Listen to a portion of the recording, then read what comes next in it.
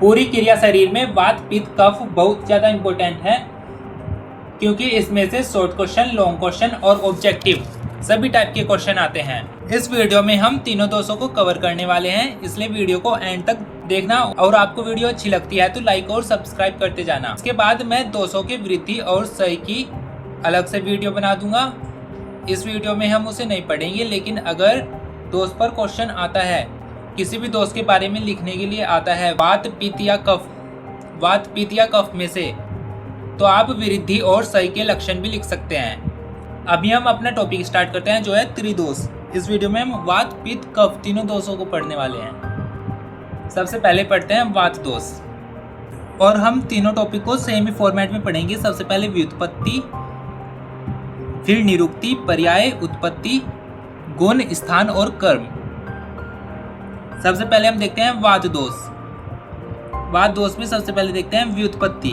व्युत्पत्ति मतलब कि वो शब्द कैसे बना है। वात जो है वो वा धातु में कत प्रत्यय करने से बना है। अब धातु का मतलब क्या होता है? धातु संस्कृत का शब्द है जिसका मतलब होता है क्रिया। यहाँ पर हम वात को कोरिलेट कर सकते हैं वायु से।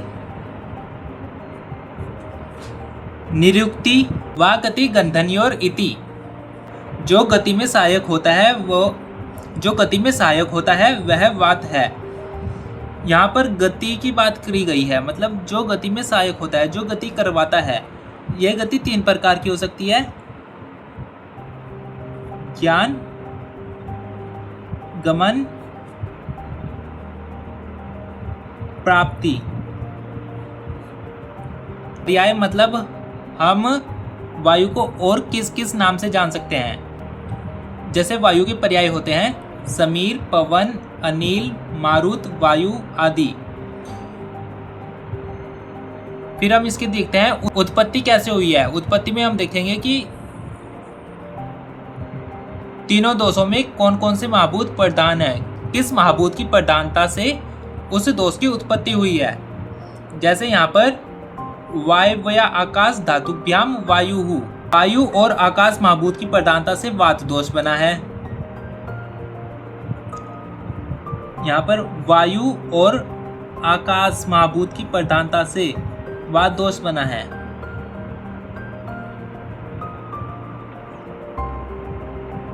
इतनी बात हमने इसकी देख ली है। अब हम इसके गुण, कर्म और स्थान की बात करते हैं। अलग अलग आचार्यों की क्या मत है। सबसे पहले हम गुण की बात करते हैं। तो आचार्य वाग्भट कहते हैं तत्र रुक्षो लघु शीथ खर सूक्ष्म चलो अनिलः। रुक्ष, लघु, शीत, खर, सूक्ष्म, चल, ये सब वात के गुण हैं। रुक्ष ड्राइनेस, लघु लाइटनेस, शीत मतलब कोल्डनेस, खर रफनेस, सूक्ष्म माइन्यूट और चल मोबिलिटी। ये सभी वात के गुण हैं जो आचार्य वाग्भट ने माने हैं। ऐसे ही चरक ने कुछ गुण बताए हैं। रुक्षो शीतो लघु सूक्ष्म चलो अथ विशद खर विपरीत गुणे द्रव्य मारुतः संप्रशाम्यति। वाग्भट ने यहाँ पर 6 गुण बताए थे। चरक ने वही 6 गुण बताए हैं। इनके अतिरिक्त एक अलग विशद गुण बताया है। विपरीत गुणे द्रव्य मारुतः संप्रशाम्यति मतलब इन गुणों के विपरीत द्रव्यों के सेवन से वात का शमन होता है। अब हम देखते हैं वात के स्थान। आचार्य वाग्भट के अनुसार पक्वाशय, कटी, सक्थि, श्रोत, अस्थि, स्पर्शनम इंद्रियम स्थानम वातस्य तत्रपि पक्वाधानां विशेषतः। पक्वाशय, कटी, सक्थि, श्रोत, अस्थि, स्पर्शन इंद्रिय, ये सभी क्या है? वात के स्थान है। और इनमें से भी जो पक्वाशय है वो विशेष स्थान बताया है। पक्वाशय लार्ज इंटेस्टाइन, कटी वेस्ट रीजन, सक्थि थाई, श्रोत ईयर, अस्थि बोन, स्पर्श इंद्रिय मतलब त्वचा, सभी स्थान पर वात रहती है। और इनमें से विशेष स्थान पक्वाश्य को माना है। अगर आपको एक श्लोक याद हो जाता है तब भी चलेगा, सारे श्लोक याद करने की जरूरत नहीं है। फिर भी मैंने आपके लिए तीनों आचार्यों के अकॉर्डिंग श्लोक लिखे हैं, आपको जो भी आसान लगता है वो आप याद कर सकते हैं। आचार्य चरकवाद के स्थान बताते हुए कहते हैं, पक्वाश्यो कटी सक्थिनी पाद अस्थिनी गुदा तथा पक्वाधान विशेषेण तत्रस्थो वादः। पक्वाश्य कटी सक्थि पाद यानी कि पैर और अस्थि और गुदा, यह सब क्या है, वाद के स्थान है। आचार्य चरक ने भी पक्वाश्य को विशेष स्थान बताया है। फिर सुश्रुत कहते हैं, पक्वाश्य कटी शक्ति श्रोतम अस्थि स्पर्शनम तथा तत्रपि पक्वाधानाम विशेषण वादशेष स्थानम, ये भी सेम ही है। आचार्य सुश्रुत ने तीनों दोषों के स्थान बताए हैं, वाद का पक्वाश्य, पित्त का पक्वाश्य और आमाशय के मध्य और कफ का आमाशय में, यह हम आगे भी देखेंगे। अगर सुश्रुत के अकॉर्डिंग स्थान लिखना हो तो आप सिर्फ इतना लिख सकते हैं कि पक्वाश्य में वाद का स्थान होता है। फिर आते हैं वाद के कर्म पर। आचार्य वाग्भट के अनुसार उत्साहो उच्छ्वास निश्वास चेष्टा वेग परिवर्तने सम्यक गत्वा च धातुनाम अक्षराणाम पाठवेन च। उत्साह मतलब एक्साइटमेंट, जो हमें एक्साइटमेंट होती है किसी चीज को करने की, वह वाद के द्वारा होती है। उच्छ्वास और निश्वास यानी इंस्पिरेशन एक्सपिरेशन, ये भी किसके द्वारा होते हैं, वाद के द्वारा। उसके बाद चेष्टा वेग परिवर्तने, किसी भी वेग को निकालने की जो चेष्टा होती है वह भी वाद के द्वारा होती है। सम्यक गत्वा च धातु नाम, धातु की सम्यक गति, अक्षराम पाठवेन च, और अक्षराम मतलब इंद्रियों को नियंत्रण में रखना, ये सभी कार्य किसके हैं, वाद दोष के। आचार्य चरक कहते हैं, उत्साहो उच्छ्वास निश्वास चेष्टा धातु गति समो मोक्षो गतिमता वायु कर्म विकारजम। इन्होंने भी ऑलमोस्ट सेम ही बताए हैं। उत्साह उच्छ्वास निश्वास चेष्टा और धातुओं की सम्यक गति, ये सभी वाद के कार्य हैं। अविकार वाद के मतलब जो वाद कुपित नहीं हुई है, अकुपित वाद के कार्य हैं ये सभी। आचार्य सुश्रुत कहते हैं, तत्र पर स्पंदन उद्वहन पूरन विवेक धारण लक्षणों वायु पंचधा विभक्तः शरीरम धारयति। वायु 5 भागों में विभाजित होकर ये कर्म करते हुए शरीर का धारण करती है। परिस्पंदन उद्वहन पूरन विवेक धारण। फिर आते हैं वाद के भेद स्थान एवं कर्म। वाद के 5 प्रकार होते हैं, प्राणवायु, उदानवायु, व्यानवायु, समानवायु और अपानवायु। प्राणवायु का स्थान है मूर्धा और इसके प्रमुख कर्म है उरह प्रदेश तथा कंठ प्रदेश में विचरण करना, बुद्धि हृदय इंद्रिय तथा चित्त का धारण करना, शटिवनकृत मतलब थूकना, मुख में जो सलाइवा आ जाता है उसको बाहर निकालना, शवतुकृत मतलब छींकना, उद्गारकृत डकार लेना, निश्वासकृत और अनप्रवेशकृत। उदान वायु का स्थान है उरह प्रदेश, यह नासा नाभि एवं गल प्रदेश में विचरण करती है। वाणी की प्रवृत्ति में उदान वायु सहायक होती है। पर्यटन, ऊर्जा, बल, वर्ण, स्मृति, ये सभी कार्य उदान वायु के द्वारा ही संपन्न होते हैं। व्यान वायु हृदय प्रदेश में रहती है, यह संपूर्ण शरीर में विचरण करती है। उत्क्षेपण, अपक्षेपण, निमेष, उन्मेष, शरीर की प्राय सभी क्रियाएं, सभी गति को संपन्न कराने का कार्य व्यान वायु का है। समान वायु अग्नि के समीप रहती है, संपूर्ण कोष्ठ में विचरण करती है। अन्न को ग्रहण कराना, अन्न को पचाना और अन्न का विभाजन करना, अन्न के कीट भाग मल मूत्र आदि का विसर्जन करना, यह सभी समान वायु के कर्म हैं। अपान वायु अपान यानी गुद प्रदेश में रहती है, यह श्रोणी, बस्ती, मेढड़, उरु प्रदेश में विचरण करती है और शुक्र, आर्तव, पुरुष, मूत्र तथा गर्भ को बाहर निकालने में सहायक होती है।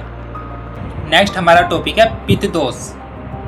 पित्त दोष की व्युत्पत्ति तप संतापे धातु में अच प्रत्यय करने से हुई है। इसका मतलब है जो शरीर में ताप उत्पन्न करता है वह पित्त है। निरुक्ति में आ जाएगा पित्तस्य तापकत्वम। जो शरीर में ताप उत्पन्न करता है, शरीर की उष्मा का कारण, वह पित्त है। फिर इसमें आता है पर्याय। पर्याय मतलब हम पित्त को और किस किस नाम से जान सकते हैं। अग्नि, तेजस, उष्मा, इन नामों से हम पित्त को जान सकते हैं। उत्पत्ति में हम देखेंगे किस महाभूत की प्रधानता से पित्त दोष बना है। आगन्यम पित्तम। पित्त दोष में अग्नि महाभूत की प्रधानता होती है। धीरे-धीरे बोल। अब हम देखते हैं इसके गुण, स्थान और कर्म। अलग अलग आचार्यों ने इसके क्या गुण माने हैं, मतलब इसमें क्या क्वालिटीज हैं और इसका स्थान कहाँ पर है, और शरीर में रहते हुए ये कौन कौन से कर्म करती है। हम तीनों आचार्य वाग्भट, चरक और सुश्रुत के अनुसार इन सभी को देखेंगे। आचार्य वाग्भट के अनुसार पित्तम सह स्नेह तीक्ष्णम लघु विस्त्रम सरम दर्वम। स स्नेह मतलब ईषत स्नेह, बहुत कम स्निग्ध, तीक्ष्ण, लघु, विस्त्र, सर और द्रव, यह पित्त के गुण हैं। और वाग्भट ने इसके स्थान बताते हुए कहा है नाभिर अमाश्ये स्वेदो लसिका रुधिरम रस दृक् स्पर्शनम च पित्तस्य नाभिर अत्र विशेषतः। नाभि, आमाशय, स्वेद, लसिका, रुधिर, रस धातु, दृक् यानी चक्षु इंद्रिय और स्पर्श इंद्रिय, यह सभी वात के गुण हैं। इनमें से जो है नाभि को विशेष स्थान माना है। फिर आचार्य वाग्भट ने अष्टांग हृदय में पित्त के कर्म बताते हुए कहा है पित्तम पक्त्य उष्म दर्शने सुतृट रुचि प्रभा मेधा धी शौर्य तनु मार्दवे। पित्त पाचन का, उष्मा का और दर्शन का कार्य करता है। शुद्ध त्रिट यानी भूख और प्यास लगने में भी पित्त ही कारण होता है। फिर रुचि मतलब भोजन के प्रति जो हमें रुचि होती है, उससे खाने की इच्छा होती है, वह भी पित्त के कारण होती है। प्रभा यानी कि ग्लो और लस्टर जो हमारे स्किन पर होता है, वह भी पित्त का ही कार्य होता है। मेधा धी शौर्य, ये सभी पित्त के कारण होते हैं। और तनु मार्दवे मतलब शरीर में मृदुता भी पित्त के कारण ही आती है। फिर नेक्स्ट हम देखते हैं आचार्य चरक के अनुसार। आचार्य चरक ने पित्त के गुण बताए हैं स स्नेह उष्णम तीक्ष्णम च द्रव अबलम सरम कटु विपरीत गुणे पित्तम द्रव्यराशु प्रसाम्यति। स स्नेह मतलब वही स्लाइट ऑयली, उष्ण यानी हॉट, तीक्ष्ण शार्प, द्रव अम्ल, सर और कटु, ये सभी पित्त के गुण हैं। इन गुणों के विपरीत द्रव्यों का सेवन करने से पित्त दोष का शमन होता है। अगर हम कोई भी ऐसी द्रव्य का सेवन करते हैं जिनमें इनके विपरीत गुण हैं, तो उनसे क्या होगा, पित्त का शमन होगा। लेकिन हम इन गुणों से युक्त द्रव्यों का सेवन करेंगे तो उससे पित्त का प्रकोप होगा। फिर इसमें आता है स्थान। स्वेदो रसो लसिका रुधिरम आमास्य च पित्त स्थानानि तत्र आप्य अमास्यो विशेषेण पित्त स्थानम। स्वेद, रस, लसिका, रुधिर यानी रक्त, आमाशय, ये सभी पित्त के स्थान है। इनमें से जो आमाशय है, आमाशय को विशेष स्थान बताया है पित्त का। कर्म क्या बताए हैं, दर्शनम पक्तिर उष्मा च शुट तृष्णा देहमार्दवम प्रभा प्रसादो मेधा च पित्त कर्म अविकार्यम। दर्शन यानी कि विजन का कार्य, जो देखने का कार्य हम करते हैं, वह किस कारण देख पाते हैं हम, पित्त के कारण। पक्ति यानी कि पाचन, हमारे अन्न का जो पाचन होता है वह भी पित्त कराता है। उष्मा जो हीट प्रोडक्शन होता है हमारी बॉडी में, उसमें भी पित्त ही सहायक होता है। फिर शुट तृष्णा, भूख और प्यास लगने में भी पित्त ही सहायक होता है, और शरीर में मृदुता उत्पन्न भी पित्त ही करता है। प्रभा, प्रसाद, मेधा, ये सभी पित्त अविकृत पित्त के कार्य हैं, मतलब उस पित्त के जो कुपित नहीं हुआ है, जो विकार रहित है। आचार्य सुश्रुत पित्त का स्थान बताते हुए कहते हैं पक्वा आमाशय मध्यम पित्तस्य। पक्वाशय और आमाशय के मध्य का स्थान पित्त का होता है, जिसे हम पश्चिमानाशय भी कहते हैं। फिर इसके कर्म वही सभी कर्म बताए हैं जो ऊपर आचार्य बता चुके हैं। पाचन का, उष्मा का, दर्शन का, श्रुत, त्रिट, रुचि, प्रभा, मेधा, धी, शौर्य, तनु, मार्दवे, यह सभी पित्त के कार्य होते हैं। फिर हम पित्त के भेद, उनके स्थान और कर्म की बात करते हैं। पित्त के 5 प्रकार होते हैं: पाचक पित्त, रंजक पित्त, साधक पित्त, आलोचक पित्त और भ्राजक पित्त। पाचक पित्त आमाशय एवं पक्वाशय के मध्य में रहता है। यह दहन, पाचन और सारकीट का विभाजन करता है तथा शेष पित्त को बल प्रदान करता है। रंजक पित्त का स्थान आमाशय है, जो रस धातु का रंजन करता है। साधक पित्त हृदय में रहता है और बुद्धि, मेधा, अभिमान आदि अभिप्रेत अर्थ का साधन है। आलोचक पित्त दृष्टि यानी नेत्र में रहता है। यह रूप दर्शन का कार्य करता है। आचार्य भेल ने आलोचक पित्त के 2 प्रकार बताए हैं: चक्षु वैशेषिक और बुद्धि वैशेषिक। चक्षु वैशेषिक यह सीधे आंखों के भीतर स्थित होता है और यह दृष्टि की वास्तविक अनुभूति के लिए जिम्मेदार है। बुद्धि वैशेषिक मस्तिष्क के अग्रभाग में स्थित होता है और यह आंखों से प्राप्त दृश्य को संसाधित, विश्लेषण और व्याख्या करता है। चक्षु वैशेषिक वस्तुओं के आकार, आकृति और रंग ग्रहण कर भौतिक छवि बनाता है और बुद्धि वैशेषिक वस्तुओं को पहचानने, उनकी तुलना पूर्व अनुभव यानी स्मृति से विचार उत्पन्न करने में सक्षम बनाता है। लास्ट है भ्राजक पित्त, जो त्वचा में स्थित रहता है और त्वचा का प्रकाशन करता है, मतलब त्वचा को नरिशमेंट प्रोवाइड करता है। नेक्स्ट हमारा आता है कफ दोष। कफ दोष की व्युत्पत्ति। श्लेष आलिंगने धातु में मनिन प्रत्यय करने से कफ शब्द बना है। श्लेष आलिंगने मतलब जोड़ना, जो श्लेषणात्मक कार्य करते हुए अंगों को जोड़े रखता है, उसे कफ कहते हैं। निरुक्ति केन जलेन फलित वर्धते इति कफ। केन इसका अर्थ है जल, फलित इसका अर्थ है उत्पन्न होना, अर्थात जो तत्व जल के द्वारा उत्पन्न होता है, और वर्धते मतलब शरीर का पोषण करता है, उसे कफ कहते हैं। प्राकृतिक अवस्था में इस कफ को हम बल और ओज भी कह सकते हैं, और जब यह विकृत अवस्था में रहता है तो इसको मल कहा जाता है।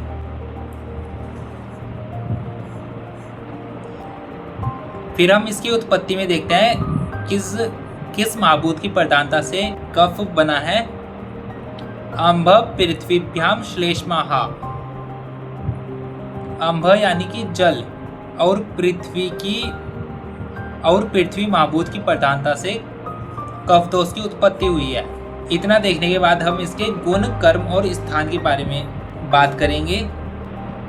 आचार्य वाग्भट के अनुसार कफ के गुण हैं: स्निग्ध शीतो गुरुमंद सलक्षणो मृत्सना स्थिर कफ। स्निग्ध मतलब ऑयली। कफ शरीर में नमी और चिकनाहट बनाए रखता है, जिससे त्वचा सॉफ्ट रहती है और जोड़ों में लुब्रिकेशन बना रहता है। शीतो, शीत यानी कोल्ड। इस गुण के कारण कफ प्रकृति के लोगों को ठंड जल्दी लगती है। गुरु मतलब हैवी। कफ का स्वभाव गुरु होता है, इससे शरीर में मजबूती रहती है। मंद, मंद मतलब धीमा। कफ हर चीज को धीमा कर देता है, इससे पाचन क्रिया, बोलने की गति, चलने फिरने की रफ्तार धीमी होती है। फिर है सलक्षण, स्मूथ। यह गुण शरीर के भीतरी अंगों और त्वचा को मुलायम बनाता है। मृत्सना, मृत्सना मतलब चिपचिपा। इस गुण के कारण कफ शरीर के सभी अंगों और कोशिकाओं को आपस में जोड़कर रखता है, उन्हें चिपका कर रखता है। स्थिर मतलब स्टेबिलिटी। कफ मन और शरीर को स्थिर बनाए रखता है। आचार्य वाग्भट ने कफ के ये 7 गुण माने हैं। फिर हम देखते हैं कफ का स्थान। उर, कंठ, सिर, क्लोम, पर्वाण्य, आमाशयो, रसो, मेदो, घ्राण, रसनम च। श्लेषम स्थानानि। अत्र आप्योरो विशेषणम्।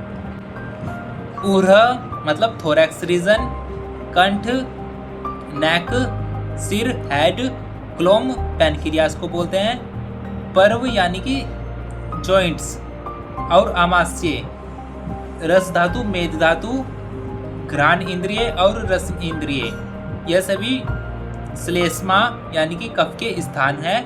और इन सभी में जो उर यानी कि थोरैक्स रीजन है वो वाग्भट ने कफ का विशेष स्थान बताया है।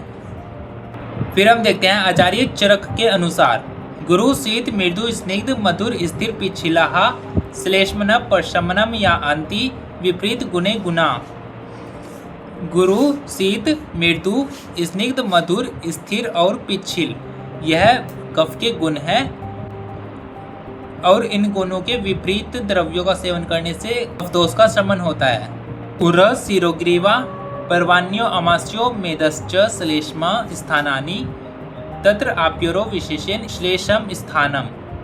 उर यानी थोरैक्स रीजन, सिर, ग्रीवा, पर्व, अमाशय और मेद यह सभी कफ के स्थान हैं और इन सभी में से जो उर है यानी थोरैक्स रीजन उसे आचार्य चरक ने कफ का विशेष स्थान बताया है। आचार्य सुश्रुत ने कफ का स्थान बताते हुए कहा है आमाशय श्लेष्मनः, मतलब आमाशय को कफ का स्थान माना है। आचार्य सुश्रुत ने वात का स्थान पक्वाशय माना है, पित्त का पक्वाशय और आमाशय के मध्य में और कफ का आमाशय।